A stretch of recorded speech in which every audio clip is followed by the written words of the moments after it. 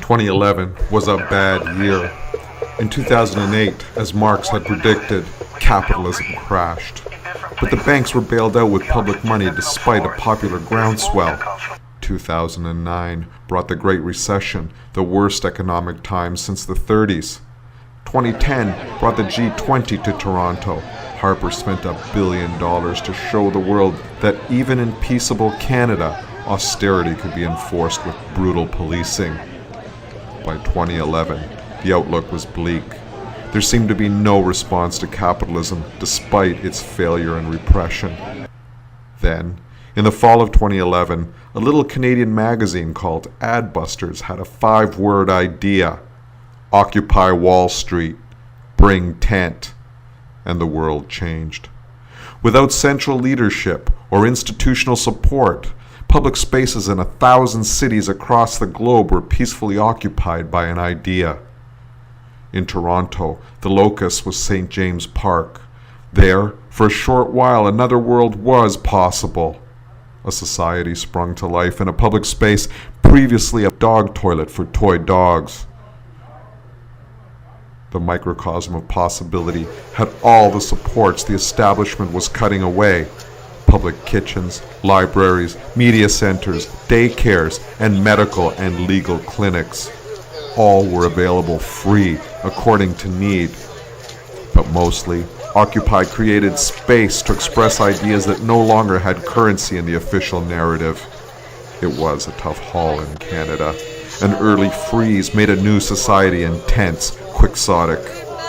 The idealistic refusal to create a leadership structure made things anarchic, although that's not always a bad thing. In the end, Occupy's legacy was the reintroduction of class consciousness to the Zeitgeist. To this day, everybody gets that the world is divided into the 1% who own and rule, and the 99% steadily losing ground. The fact that the world is governed on behalf of the 1% remains the most potent meme against the neoliberal status quo. When the eviction finally came, it broke my heart.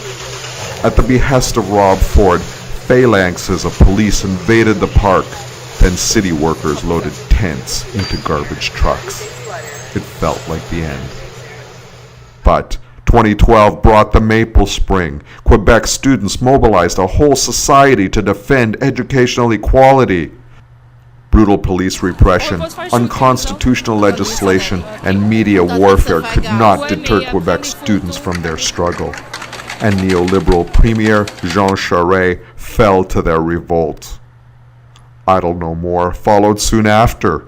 First Nations people across Canada staged imaginative resistance against a state only too happy to carry on colonial traditions.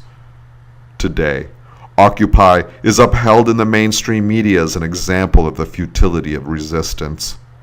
To a system preaching there is no alternative, Occupy's ostensible failure is another chapter in the narrative of surrender. But revolution is a process of achieving critical mass.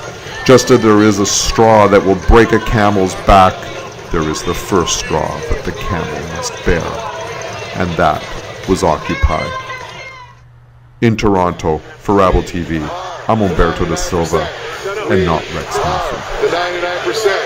We are the 99%. We are the 99%.